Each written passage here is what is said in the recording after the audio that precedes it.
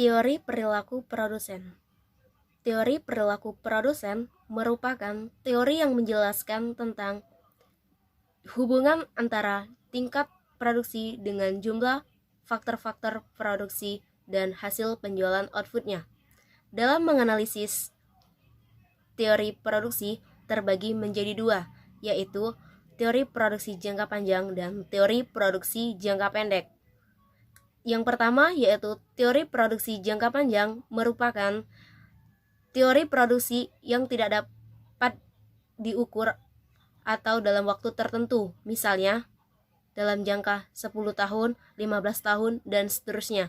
Yang kedua yaitu teori produksi jangka pendek, merupakan teori produksi yang memiliki input tetap dan menentukan beberapa banyaknya input variabel yang harus digunakan.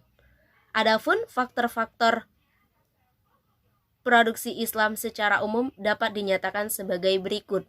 Yang pertama yaitu faktor produksi tenaga kerja.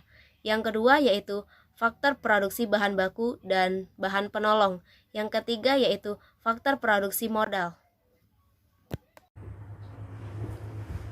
Perspektif Islam terhadap produksi. Perspektif Islam terhadap produksi yaitu menghasilkan sesuatu yang halal yang merupakan akumulasi dari semua proses produksi, mulai dari sumber bahan baku sampai dengan jenis produk yang dihasilkan, baik berupa barang maupun jasa.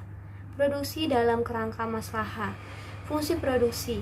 Fungsi produksi menggambarkan jumlah input dan output, baik itu barang maupun jasa yang dapat dihasilkan dalam satu periode.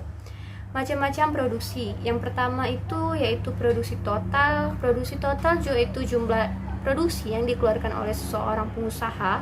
Dan yang kedua produksi marginal. Produksi marginal merupakan tambahan yang diakibatkan oleh penambahan satu faktor produksi yang digunakan. Dan yang terakhir yaitu produksi rata-rata. Produksi rata-rata adalah produksi yang secara rata-rata yang dihasilkan oleh faktor produksi. Pembagian peran. Menurut Al-Mubarak, pembagian peran produksi dalam kerangka maslahah yang harus diperhatikan dalam produksi terdiri dari 4 macam, yaitu yang pertama, dilarang memproduksi dan memperdagangkan komoditas yang tercela karena bertentangan dengan syariah. Yang kedua, dilarang melakukan kegiatan produksi yang mengarah ke kezaliman. Ketiga, larangan melakukan ihtikar atau penimbunan barang. Dan yang terakhir, memelihara lingkungan. Penentuan balas jasa dalam perspektif Islam. Tingkat upah yang ditetapkan haruslah berdasarkan keadilan. Upah ditetapkan melalui negosiasi antara pekerja, majikan, dan negara.